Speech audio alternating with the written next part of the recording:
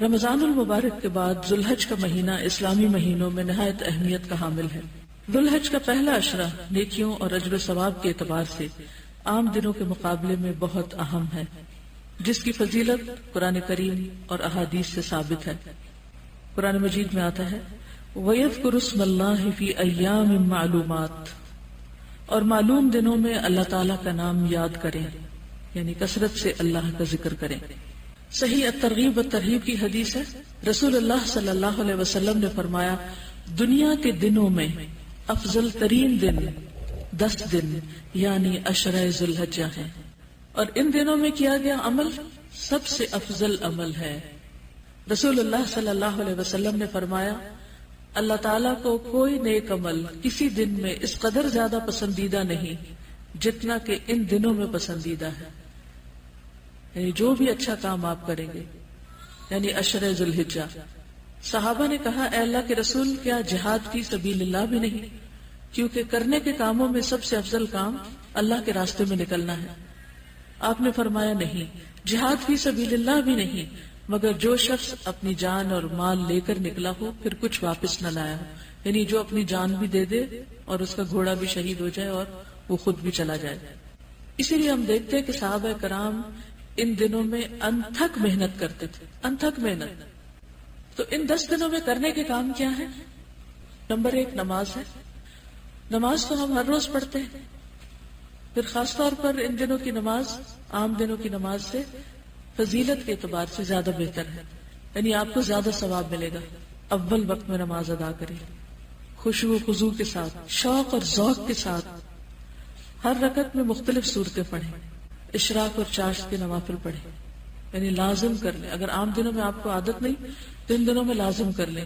یہ مواقع آتے ہی اس لیے ہیں تاکہ جن نیک کاموں میں ہم پیچھے رہتے جا رہے ہیں ان میں ہم مزید کوشش کر کے اچھی اچھی عادات ڈال لیں۔ پھر تہجد میں طویل قرات کرنا، اگر آپ کو صورتیں یاد ہیں، یا دیکھ کے پڑھنا۔ مردوں کا جماعت کے ساتھ نماز ادا کرنا۔ نماز کے بعد دوسرا اہم کام روزہ ہے۔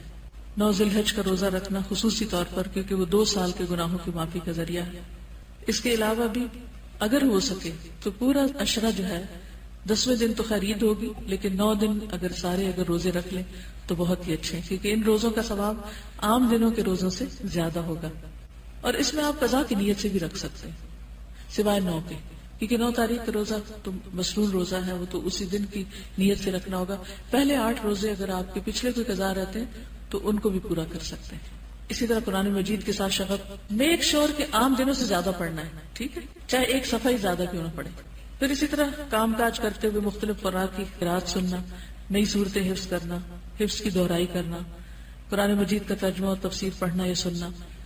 پھر ذکر ہے، تحلیل، تکبیر اور تحمید کا اہتمام، صبح شام کے اذکار کی پابندی، استغفار اور ذکر کی کثرت، درود شریف پڑھنا، مقبول اوقات میں دعائیں مانگنا، خصوصاً عرفہ کے دن۔ پھر صدقہ و خیرات، ہر روز کچھ نہ کچھ ضرور صدقہ کریں، چاہے چھوٹی سے چھوٹی اماؤنٹ ہو۔ ان دنوں میں جو صدقہ کریں گے وہ پورا سال صدقہ کرنے سے زیادہ افضل ہے۔ زکوٰۃ کی ادائیگی کا اہتمام کریں اگر آپ کی ڈیو ہے۔ زائد ضرورت چیزیں صدقہ کریں، اگر ہو سکے تو گھر کی صفائی کر لیں اور ایکسٹرا چیزیں ساری الماریوں سے، دوسری چیزوں سے جو بھی زائد جمع ہو گیا ہے اس کو نکال دیں۔ کوئی پسندیدہ ترین چیز بھی اللہ کی راہ میں دیں، یعنی ویسے تو آپ دیں ہی، لیکن کوئی ایک چیز جو آپ کو اچھی لگتی ہو۔ والدین، بیوی، بچوں اور عزیز و اقارب پر خرچ کرنا، رشتہ داروں وغیرہ کے لیے عید کے تحفے، تحائف وغیرہ، یا جو بھی آپ اس میں سے کر سکیں، ان کو فون وغیرہ کریں، خصوصاً عید سے پہلے۔ عام دنوں میں اگر نہیں تو عید سے پہلے یا عید کے دن، وہ بھی 10واں دن ہی شمار ہوگا۔ پڑوسیوں کی خبر گیری، ضرورت مندوں کی مدد، اجتماعی بھلائی کے کاموں میں والنٹریلی خدمت انجام دینا۔